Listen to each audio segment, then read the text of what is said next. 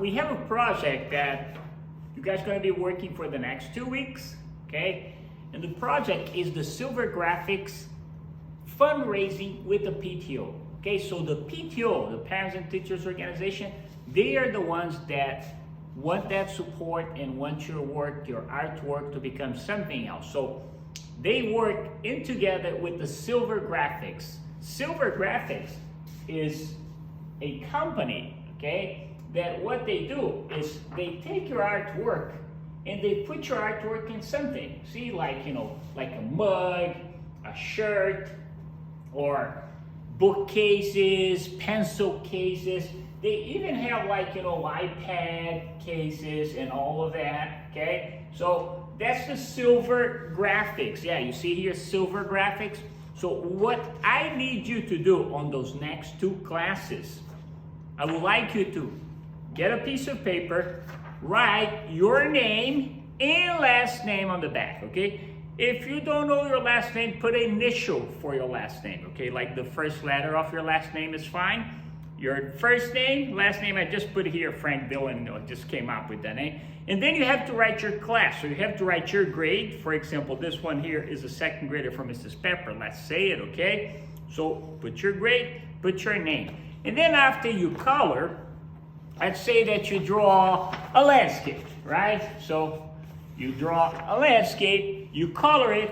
Oh, I would like you to go back into your project and you're gonna put an arrow showing the direction of your project. Let's say that I have my landscape and I have the sun in here, right? So I know my project goes this way, so I'm gonna put an arrow like that. So the arrow will point to where the top is. So they need to know that in SilverGraphics so they will not get any project mixed up. Okay, so just put an arrow. If your project is like this, you're gonna put the arrow the other way.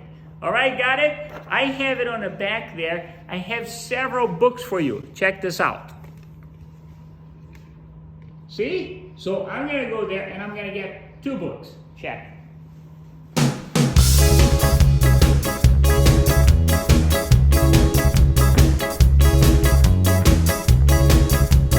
See, these books here are books for you to use to draw things on your paper if you're, like, you know, looking for inspiration, all right? Now, there are some books in there that they are very complex. You see, like this one, it will take you a long time to draw. So try to stick to the ones that are more simple. Like, look, check this one here about dinosaurs, see? So it tells you you start with the shape, then you add something, you erase a couple of lines,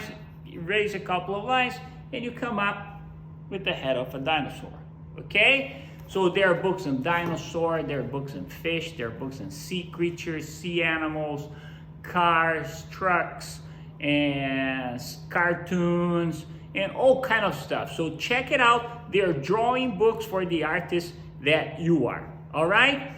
Colored everything, make sure you color, try to get rid of any little white spots, so color, okay? You can use crayons, you can use markers, you can use crayon. You are the artist, you choose. We're not painting that project, but we're gonna add a lot of color. It's more color you put it better will look, okay? And if you're not using crayon, you know, the oil pastels, one thing you can do is you can trace with the Sharpie when you finish. Okay, so you trace the lines with the Sharpie, it will look pretty cool. Okay, all right, and don't forget our little table there when you're coloring. Okay, see, we wanted to keep the color in here, right? In here. So between these 2, not 1 or 2. All right, okay, my dear Hillsiders, I'll talk to you later, and make sure you don't forget your name and last name on the back and your teacher's name. Bye-bye.